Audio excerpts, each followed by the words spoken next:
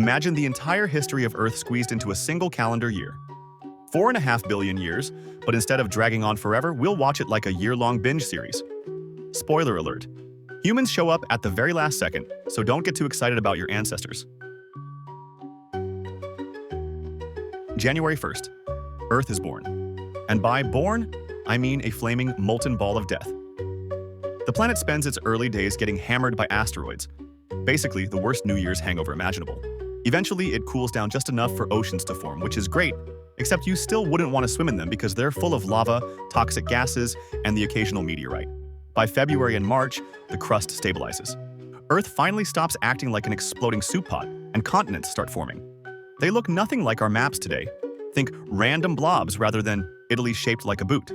Life is still non-existent, unless you count endless volcanic eruptions as lively.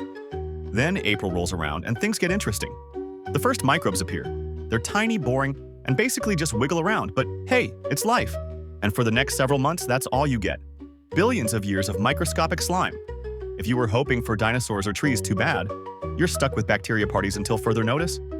In June, these little microbes accidentally invent photosynthesis, which sounds nice until you realize they start belching oxygen everywhere. For most early life, oxygen is poison. This great oxidation event wipes out tons of microbes, basically Earth's first mass extinction. On the plus side, now we can all breathe, so thanks, I guess. By August, cells finally team up and go multicellular. It's like when college roommates figure out they can split the rent. Suddenly, things are more complicated, more organized, and slightly less boring. November arrives, and life in the oceans explodes. Weird creatures with too many legs and no sense of personal space dominate the seas. Fish evolve, plants creep onto land, and by the end of the month, bugs and amphibians decide to crash the continental party. Then comes December, Earth's drama month. On December 10th, dinosaurs show up.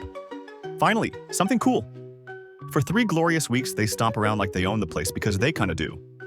Until Christmas Day, when the universe gifts them a massive asteroid. Boom, no more dinosaurs? Worst Christmas ever. But their loss is mammals' gain. With the big lizards gone, mammals scurry out of hiding and slowly take over. By the very last day of the year, at 11:40 p.m., primates arrive.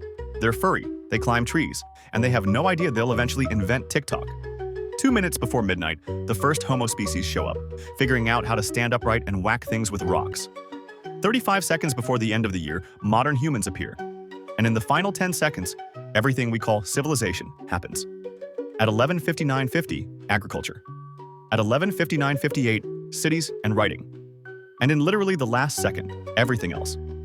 Ancient Rome, the Middle Ages, Shakespeare, steam engines, world wars, space travel, the internet, memes, and you watching this video right now.